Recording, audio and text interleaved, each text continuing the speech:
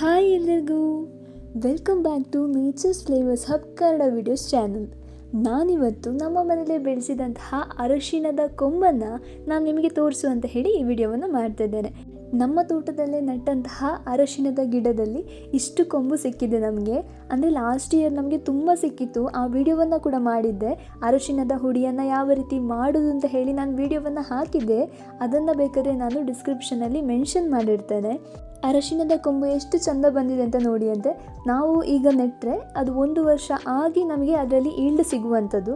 ಸಾಧಾರಣ ನಾವು ಜನವರಿ, ಫೆಬ್ರವರಿ ಅಥವಾ ಡಿಸೆಂಬರ್ ಈ ಟೈಮಲ್ಲಿ ನಾವು ಇದನ್ನು ತೆಗೆದ್ರೆ ನಮಗೆ ಅರಶಿಣದ ಕೊಂಬು ಸಿಗ್ತದೆ. ನಮಗೆ ಇಷ್ಟು ಸಿಕ್ಕಿದೆ. ಲಾಸ್ಟ್ ಇಯರ್ಗೆ ಕಂಪೇರ್ ಮಾಡಿದರೆ ಈ ಇಯರ್ ಒಂದು ಸ್ವಲ್ಪ ಕಡಿಮೆ ಸಿಗ್ತಿದೆ.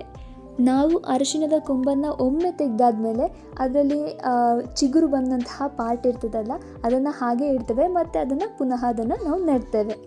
ಅರಶಿಣದ ಕೊಂಬು ಯಾವುದಕ್ಕೆಲ್ಲ ಆಗ್ತದೆ ಅಂತ ಹೇಳಿ ನಿಮಗೆ ಗೊತ್ತುಂಟು. ಹಾಲಿನ ಜೊತೆ ಇದರ ಹುಡಿಯನ್ನು ಹಾಕಿ ಸೇವನೆ ಮಾಡ್ತಾರೆ. ಶೀತ ಇರ್ಬೋದು, ಕೆಮ್ಮಿಗೆ ಎಲ್ಲ ತುಂಬ ಒಳ್ಳೆಯದು. ಹಾಗೆ ಗಾಯ ಆದಾಗ, ತುರ್ಕೆ ಇರ್ಬೋದು, ಇನ್ಫೆಕ್ಷನ್ ಆದಾಗ, ಮುಖದಲ್ಲಿ ಬೀಳುವಂತಹ ಮೊಡವೆಗೆ ಇರ್ಬೋದು, ಎಲ್ಲದಕ್ಕೂ ಕೂಡ ಈ ಅರಶಿಣವನ್ನು ನಾವು ಬಳಸ್ಬೋದು. ಸೊ ಮನೆಯಲ್ಲೇ ನಾವು ಗಿಡವನ್ನು ನೆಟ್ಟರೆ ನಮ್ಮ ಆರೋಗ್ಯವನ್ನು ನಾವೇ ಕಾಪಾಡಿಕೊಳ್ಬೋದು. ಹಾಗೆ ಮನೆಯಲ್ಲಿ ಸುಲಭವಾಗಿ ಹೇಗೆ ಮಾಡೋದು ಅಂತ ಹೇಳಿ ನಾನು ನಿಮಗೆ ವಿಡಿಯೋವನ್ನು ಹಾಕ್ತೇನೆ. ಅದನ್ನು ಕೂಡ ನೋಡಿ. ಸುಲಭ ರೀತಿಯಲ್ಲಿ ನಾವು ಮನೆಯಲ್ಲೇ ತಯಾರಿಸ್ಕೊಳ್ಬೋದು. ನಿಮಗೆ ಅರಶಿಣದ ಕೊಂಬು ಸಿಕ್ಕಿದ್ರೆ ಸಾಕು ಅಷ್ಟೇ. ಈ ಅರಶಿಣದ ಕೊಂಬನ್ನು ನಿಮಗೆ ಕೂಡ ತೋರಿಸುವಂತ ಹೇಳಿ ಈ ವಿಡಿಯೋವನ್ನು ಮಾಡಿದೆ. ಈ ವಿಡಿಯೋ ನಿಮಗೆ ಇಷ್ಟ ಆಗಿದ್ರೆ ಲೈಕ್ ಮಾಡಿ. ಹಾಗೆ ನಿಮ್ಮ ಮನೆಯಲ್ಲಿ ಕೂಡ ನೀವು ಅರಶಿಣ ಪುಡಿಯನ್ನು ಮಾಡ್ತಾಯಿದ್ರೆ ಕಮೆಂಟ್ ಮಾಡಿ.